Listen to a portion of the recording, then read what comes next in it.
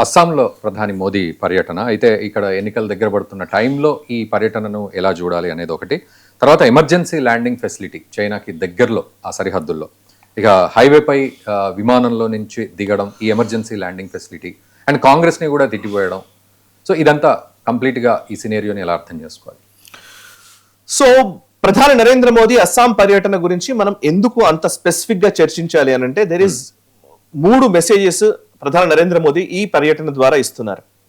ఒకటి ఏంటంటే అది డిఫెన్స్ పరంగా చెప్పాలంటే అక్కడ ఒక ఎమర్జెన్సీ ల్యాండింగ్ ఫెసిలిటీని ఆయన ఇనాగరేట్ చేశారు. అంటే దాని గురించి అంటే నేను చెప్తాను. రెండవది ప్రభుత్వానికి సంబంధించినటువంటి కొన్ని కీలకమైనటువంటి ప్రాజెక్టులకి అక్కడ శంకుస్థాపనలు, ప్రారంభోత్సవాలు చేశారు. బికాస్ డబుల్ ఇంజన్ సర్కార్ కాబట్టి ఆ గవర్నమెంట్ తరపున అస్సాంకి సంబంధించి డబుల్ ఇంజన్ సర్కార్ అంటారు కాబట్టి వాళ్ళు ముఖ్యమంత్రి హిమంత బిశ్వ శర్మ అండ్ ప్రధాని నరేంద్ర మోదీ కలిసి కొన్ని అభివృద్ధి కార్యక్రమాలకు శ్రీకారం చుట్టడం జరిగింది. ఇక థర్డ్ అంశం ఏంటంటే ఒక పొలిటికల్ సభ లాంటిదే నిర్వహించారు. అందులో ప్రధాని నరేంద్ర మోదీ ప్రసంగించారు. నిజానికి 5 రాష్ట్రాల ఎన్నికలకు సంబంధించినటువంటి ఆల్రెడీ ఆ ఎలక్షన్స్ వేడి ఆయా రాష్ట్రాల్లో మొదలైంది. 5 రాష్ట్రాల్లో అస్సాం ఒకటి, వెస్ట్ బెంగాల్ ఒకటి అండ్ తమిళనాడు, కేరళ, పుదుచ్చేరి 5 రాష్ట్రాల ఎన్నికలు జరగబోతున్నాయి. ఈ 5 రాష్ట్రాల్లో ఆల్రెడీ ఎన్నికల వేడి మొదలైంది. ప్రచారానికి సంబంధించినటువంటి ఆల్రెడీ సన్నద్ధం అయిపోయారు ఆయా పార్టీలు, వ్యూహాలు ప్రతి వ్యూహాలు సిద్ధం చేసుకున్నారు. ఇక తమిళనాడు విషయానికి వస్తే ఆల్రెడీ డిఎంకే కొన్ని పథకాలకి శ్రీకారం చుట్టింది. మహిళల్ని ఆకట్టుకోవడం కోసం వాళ్ళు ప్రయత్నాలు చేస్తూ ఉన్నారు. అటు విజయ్ పనిచేస్తూ ఉన్నారు. కేరళలో కూడా ఎల్డిఎఫ్ యుడిఎఫ్ మధ్య నడుస్తోంది. ఇక్కడ వెస్ట్ బెంగాల్లో కూడా మమతా బెనర్జీ ఎస్ఐఆర్ మీద ఒక యుద్ధాన్ని ప్రకటించి ముందుకు సాగుతోంది. ఇప్పుడు అస్సాంలో కూడా అట్లాంటి వాతావరణమే ఉంది. హిమంత బిశ్వ శర్మ అండ్ గౌరవ్ గొగోయ్ మధ్య విపరీతమైనటువంటి మాటల యుద్ధం నడుస్తోంది. అందులోనూ గొగోయ్ సతీమణి తాను పాకిస్తాన్ కి తనకు లింక్ ఉందని, తన ఎన్జిఓ పాకిస్తాన్ లో ఉందని, ఆ పాకిస్తాన్ ఎన్జిఓకి ఆమె పనిచేస్తున్నారని. సో వీళ్ళు రెగ్యులర్ గా గౌరవ్ గొగోయ్ ఆయన సతీమణి ఇద్దరు కూడా పాకిస్తాన్ కి రెగ్యులర్ గా పోయి వచ్చారు. వీళ్ళు దేశ ద్రోహులు అని హిమంత బిశ్వ శర్మ ప్రెస్ మీట్లు పెట్టి ప్రకటిస్తూ ఉన్నారు, ప్రచారం చేస్తూ ఉన్నారు. అండ్ గొగోయ్ ఒకవైపు లేదు, అలాంటిది ఏం లేదు, అసలు మీరు ఏమన్నా ఉంటే ఆధారాలు చూపించండి అని ఆయన విమర్శలు చేస్తున్న పరిస్థితి. ఆయన తన సంజాయిషి ఇచ్చుకునే ప్రయత్నం కూడా గొగోయ్ చేస్తున్నారు. ఒక పొలిటికల్ హీట్ నడుస్తున్న టైంలో ప్రధాని నరేంద్ర మోదీ అక్కడ పర్యటిస్తూ ఉన్నారు. అండ్ ఇందులో ఆయన చెప్పిందంటే ఆయన డైరెక్ట్ కాంగ్రెస్ అటాక్ గానే ఆయన ప్రచారం అంతా సాగింది, ఆయన ప్రసంగం అంతా సాగింది. కాంగ్రెస్ హయాంలో ఈశాన్య రాష్ట్రాలను ఎప్పుడు పట్టించుకోలేదు, ఈశాన్య రాష్ట్రాలని అసలు ఎప్పుడు కూడా వెలివేసినట్టుగానే చూస్తూ వచ్చారు. అక్కడ ఏ అభివృద్ధి కార్యక్రమాలు చేయలేదు. ఇప్పుడు ఈ గత 10 సంవత్సరాల నుంచి ఈశాన్య రాష్ట్రాల మీద మేము ప్రత్యేక దృష్టి పెట్టాము. ఎక్కడెక్కడ ఏ అభివృద్ధి కార్యక్రమాలు చేశాము, ఎలా ఈశాన్య రాష్ట్రాలను అభివృద్ధి చేస్తూ ఉన్నాము, అస్సాంకి ఏమేమి నిధులు ఇచ్చాము, అస్సాంలో ఎలాంటి అభివృద్ధి కార్యక్రమాలు చేశాము, ఇవన్నీ ఆయన చెప్పుకుంటూ వచ్చారు. అండ్ కాంగ్రెస్ ని డైరెక్ట్ గానే అటాక్ చేస్తూ వచ్చారు. ఏంటంటే నిజానికి మాట్లాడితే పోయిన నెల కరెక్ట్ గా చెప్పాలంటే ఒక 20-30 రోజుల క్రితం అనుకుంటాను అమిత్ షా పర్యటన సాగింది అక్కడే. అమిత్ షా 2 రోజులు పర్యటనలో ఒకటి వెస్ట్ బెంగాల్, ఒకటి అస్సాం 2 రాష్ట్రాల్లో పర్యటించారు. అండ్ అస్సాంలో కూడా ఆయన కొన్ని అభివృద్ధి కార్యక్రమాలకు శంకుస్థాపనలు అవి చేశారు. చేసి అస్సాంలో ముఖ్యంగా ఎస్ఐఆర్ నడుస్తున్న టైం, ఎస్ఐఆర్ అక్కడ అమలు పరచలు, బట్ ఎన్ఆర్సీ నడుస్తున్న టైంలో బంగ్లాదేశీల మీద డైరెక్ట్ గానే హిమంత బిశ్వ శర్మ మాట్లాడుతున్న ఈ టైంలో మోదీ గారు అక్కడికి వెళ్ళడం అంటే ఎన్నికల నగారాన్ని ఆయన ఆల్రెడీ మోగించారు. ఎన్నికల శంఖారావం అనే మనం చెప్పాలి. ఎందుకంటే వాళ్ళు ఒక్క ఓటర్ని కూడా మిస్కారు, అంటే ఒక చిన్న అవకాశాన్ని కూడా వదులుకోదు. భారతీయ జనతా పార్టీ ఎలక్షన్ మెషినే అలా పనిచేస్తూ ఉంటది.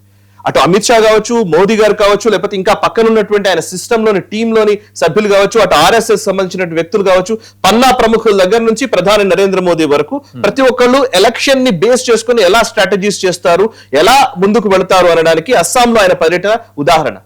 ఇక్కడ నేను ఇందాక చెప్పిన దాంట్లో డిఫెన్స్ పరమైనటువంటి అంశం ఒకటి ఉందని అన్నాను కదా. డిఫెన్స్ పరమైనటువంటి అంశంలో ఎమర్జెన్సీ ల్యాండింగ్ ఫెసిలిటీ అంటారు.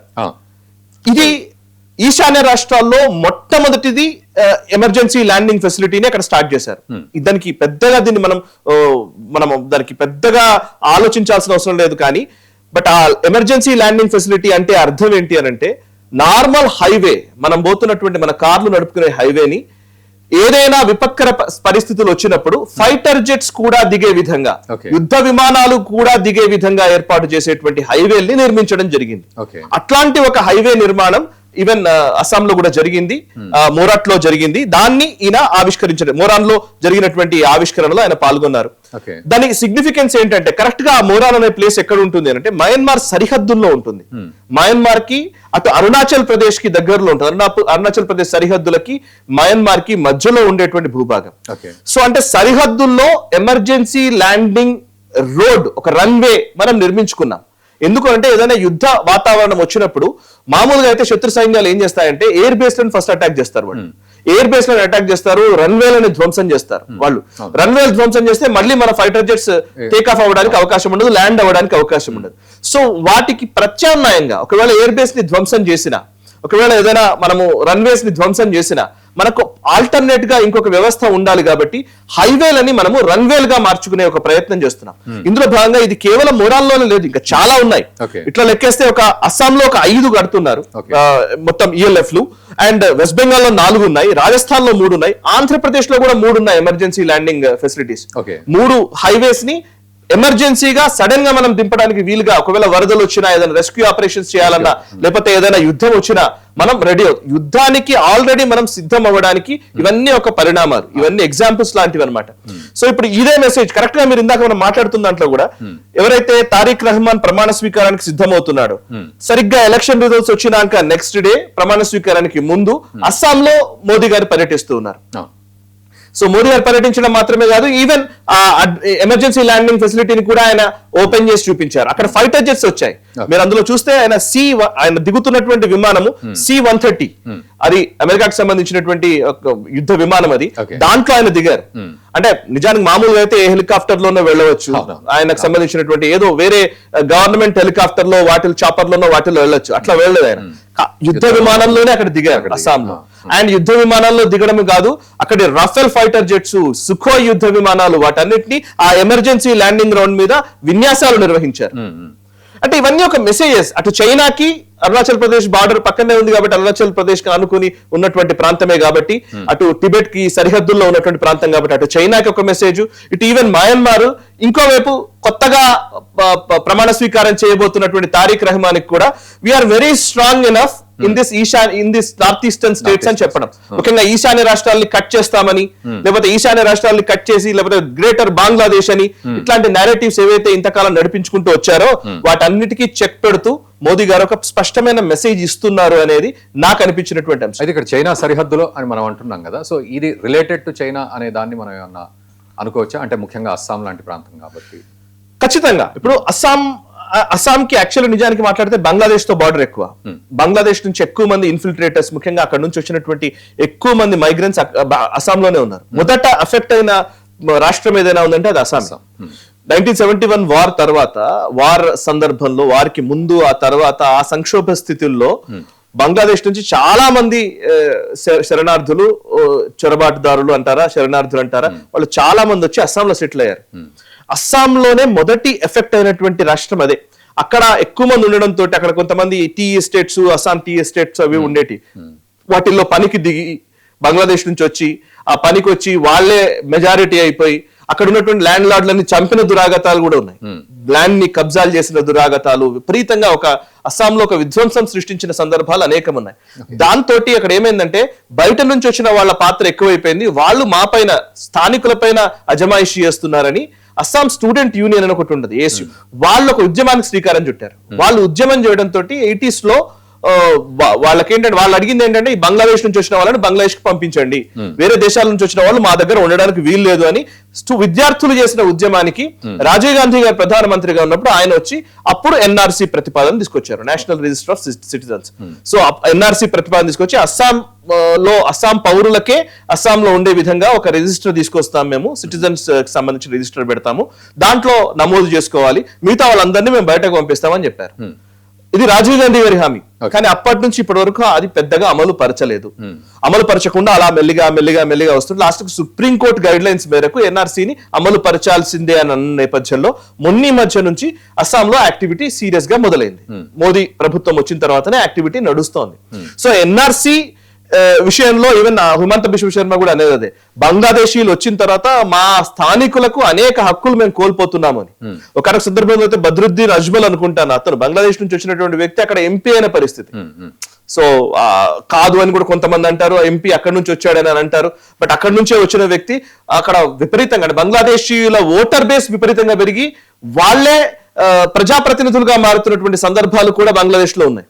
సో అక్కడి నుంచే మళ్ళీ ఈ చిన్న చిన్న ఉల్ఫా ఉగ్రవాదులని, ఆ ఉగ్రవాదులు లేకపోతే చిన్న చిన్న ఫ్యాక్షన్స్ పుట్టడము, వాటితోటి అస్సాం ఎప్పుడు కూడా అతలాకుతలం అవుతూనే వచ్చింది. అస్సాం ఎప్పుడు కూడా మారణ హోమంగానే నిలుస్తూ వచ్చింది.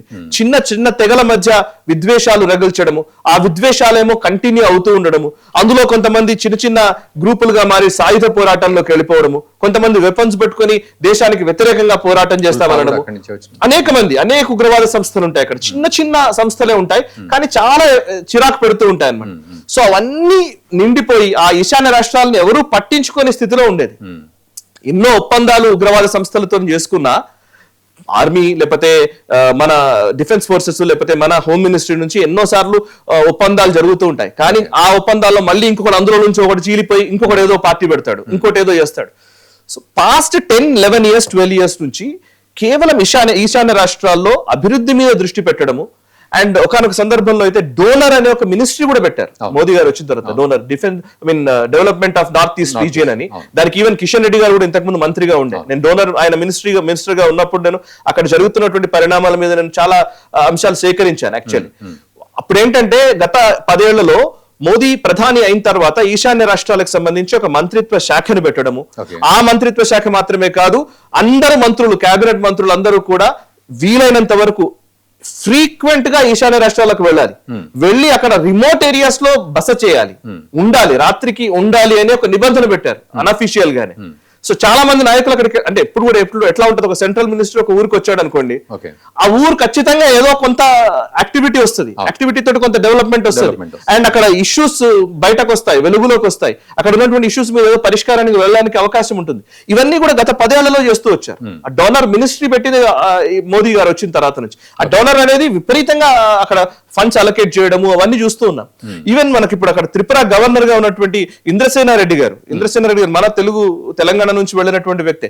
ఈవెన్ ఇంద్రసేనారెడ్డి గారు చెప్తూ ఉంటారు త్రిపుర అభివృద్ధి గురించి, వాటి గురించి. ఈవెన్ ఇప్పుడు మన హరిబాబు గారు, ఆయన ఇంతకు ముందు మణిపూర్ కు ఉండేది. సో ఓవరాల్ గా చెప్పాలంటే ఆ ఈశాన్య రాష్ట్రాల్లో గతంతో పోల్చితే మనం ఈ ప్రభుత్వం వచ్చిన తర్వాత పెట్టినటువంటి శ్రద్ధ ఖచ్చితంగా కనబడుతోంది. అయితే ఆ శ్రద్ధ ఓట్లుగా మలచడంలోనో లేకపోతే ఆ శ్రద్ధని ఇంకొంచెం ఎన్హాన్స్ చేయడంలోనో ఇంకా తీసుకోవాల్సిన చర్యలు ఉన్నాయి. అట్లా ఉన్న టైంలోనే మణిపూర్ లాంటి ఇష్యూస్ వస్తాయి. మణిపూర్ మైతీలు, కుకీలు. సో ఈ ఇష్యూ అంటున్నారు. అయితే ఇక్కడ ఏమైందంటే, మీరు ఎట్లాగో అస్సాంకి వచ్చారు కదా, మణిపూర్కి ఎందుకు రాలేదు, మేము టికెట్ వేసామని కాంగ్రెస్ నేతలు కొంతమంది. ఎగ్జాక్ట్, అందుకే అక్కడికి వస్తున్నాను నేను. సో ఇప్పుడు ఇందులోనే ఏమవుతుందంటే, మణిపూర్ లాంటి ప్లేసెస్ కి అక్కడ వచ్చిన చిన్న ఇష్యూస్ పెద్దగా ఎందుకు మారుతాయంటే, అక్కడ ఒక మేజర్ గా నార్త్ ఈస్ట్ కి సంబంధించి మనం ఒక సిరీస్ చేయొచ్చు యాక్చువల్లీ నిజాన్ని మాడితే. ఈశాన్య రాష్ట్రాల్లో ఏంటంటే ప్రతి 30 కిలోమీటర్లకు 20 కిలోమీటర్లకు అక్కడ యాస మారుతుంది, భాష మారుతుంది, సంస్కృతి మారుతుంది, రకరకాల కల్చరల్ డిఫరెన్సెస్ వస్తాయి. అండ్ అది కాక కమ్యూనిటీ ఇష్యూస్ లో గొడవలు ఉన్నాయి. ఇప్పుడు కుక్కీలు, మైతీలు ఉన్నారు, వాళ్ళిద్దరి మధ్య పెద్ద గొడవ. ఎందుకు అని అంటే అందులో క్రిస్టియన్ మిషనరీస్ ఇంటర్వెన్షన్ ఉంది అండ్ విదేశీ శక్తుల ఇంటర్వెన్షన్ ఉంది. మీరు గమనిస్తే లాస్ట్ 3 నెలల క్రితమే ఆ ఈశాన్య రాష్ట్రాల్లోనే ఒక 2-3 సిఐఏకి సంబంధించిన ఏజెంట్లు, రిటైర్ అయినటువంటి వాళ్ళు అక్కడ తిరిగినటువంటి దాఖలాలు ఉన్నాయని వార్తాపత్రికల్లోనే కథనాలు వచ్చాయి. సిఐఏ సిఐఏలో ఇప్పుడు లేరు వాళ్ళు, ఇంతకు ముందు former CIA agents north east లో తిరుగుతున్నారు. ఎందుకు తిరుగుతున్నారు అని చర్చ నడిచింది. అండ్ 2 డ్రోన్లు వచ్చాయి వాళ్ళకి, డ్రోన్లతో అటాకులు జరిగాయి. డ్రోన్ లెక్క ఎవరిచ్చాడు అని అంటే కనుక US డ్రోన్స్ వాడుతున్నారు అక్కడ ఉన్న వాళ్ళు, అది ఈ మధ్య వచ్చింది. అండ్ కొన్ని ఉగ్రవాద సంస్థలు ఉన్నాయి. ఆ ఉగ్రవాద సంస్థల్లో వాళ్ళు ఎన్కౌంటర్ లో చచ్చిపోయిన వాళ్ళ చేతుల్లో ఉన్నటువంటి గన్స్ చైనా మేడ్ గన్స్ ఉన్నాయి. ఎక్కడి నుంచి వచ్చాయి వీళ్ళకి ఇవన్నీ అంటే క్వశ్చన్ ఏంటంటే, ఇది కేవలం భారత ప్రభుత్వం చేసే పనో లేకపోతే ప్రతిపక్షాలు చేసే పనో అనడం కంటే ఇంటర్నేషనల్ శక్తులు ఉన్నాయి అక్కడ పనిచేయడానికి. ఓకే, వాళ్ళందరి ఇంట్రెస్ట్లు ఉన్నాయి. ఇప్పుడు అమెరికా ఇంట్రెస్ట్లు విపరీతంగా ఉంటాయి ఆ ఈశాన్య రాష్ట్రాల్లో. అండ్ అక్కడ వాళ్ళ దృష్టిలో ఏంటంటే అక్కడ ఒక క్రిస్టియన్ స్టేట్ ని, క్రిస్టియన్ కంట్రీని తయారు చేయాలనేది వాళ్ళు ఒక సుదీర్ఘ లక్ష్యంతో పనిచేస్తున్నారు. నాగాలాండ్, మణిపూర్, ఆ బెల్ట్ అంతా కూడా కలిపి. బికాస్ ఎందుకంటే అది స్ట్రాటజిక్ లొకేషన్ అది. సో ఆ లొకేషన్ ఎందుకు స్ట్రాటజిక్ గా వాళ్ళకి అవసరము అని అంటే, ఇప్పుడు చైనాని కంట్రోల్ చేయాలన్నా లేకపోతే ఇండియాని ఇబ్బంది పెట్టాలన్నా, అటు మయన్మార్ లేదా ఈ ఈస్టర్న్ పార్ట్ లో ఉన్నటువంటి దేశాలని, ఇటు బంగ్లాదేశ్ ని కంట్రోల్ చేయాలన్నా అని ఈశాన్య రాష్ట్రాలు కీలకం. దాన్ని కట్ చేయడం అనేది, లేదా ఆ సిలిగురి కారిడార్ ని కట్ చేసి, ఆ చికెన్ స్నెక్ ని కట్ చేస్తే ఆ ఈశాన్య రాష్ట్రాలని కబలించాలనే ఉద్దేశంతో అటు అమెరికా పనిచేస్తోంది, ఇటు చైనా పనిచేస్తోంది. సో అఫ్ కోర్స్ పాకిస్తాన్ ఎట్లా ఇష్టపడుతూ ఉంటది. సో మేజర్ గా రెండు సూపర్ పవర్స్ ఇష్టపడుతున్న టైంలో చిన్న చిన్న విభేదాలతోటి వాటిని ఇంకా పెంచి రాజేసే ఒక ప్రయత్నాలు జరుగుతూ ఉంటాయి. సో చిన్న రాష్ట్రాలు కాబట్టి ఎమోషన్స్ కూడా చాలా సీరియస్ గా ఉంటాయి. ఆ ఎమోషన్స్ ఉన్నప్పుడు గనక మోదీ గారు అక్కడికి వెళ్ళడం వల్ల ప్రయోజనం కూడా ఉండదు. అందుకే ఇప్పుడు మణిపూర్ కి కొత్త ముఖ్యమంత్రి వచ్చారు. లెట్స్ సీ అక్కడ కొంచెం లా అండ్ ఆర్డర్ ని సెటిల్ చేయడానికి వాటి కోసం చూస్తారు. సో ప్రధాని మణిపూర్ కి ఎందుకు వెళ్ళలేదు అని మాట్లాడుతున్న వాళ్ళు నిజంగానే మరి అస్సాంలో జరుగుతున్న అభివృద్ధి గురించి నిజంగానే ఎవరిని అడిగినా చెప్తారు. ఈశాన్య రాష్ట్రాల్లో గత 10 సంవత్సరాల్లో అభివృద్ధి జరిగిందా లేదా అనేది గణాంకాలు చెప్తాయి, అక్కడ ఉన్న ప్రజలే చెప్తారు. So but individual emotions are different. ఇప్పుడు కమ్యూనిటీస్ పరంగా ఉండే విభేదాలు డిఫరెంట్.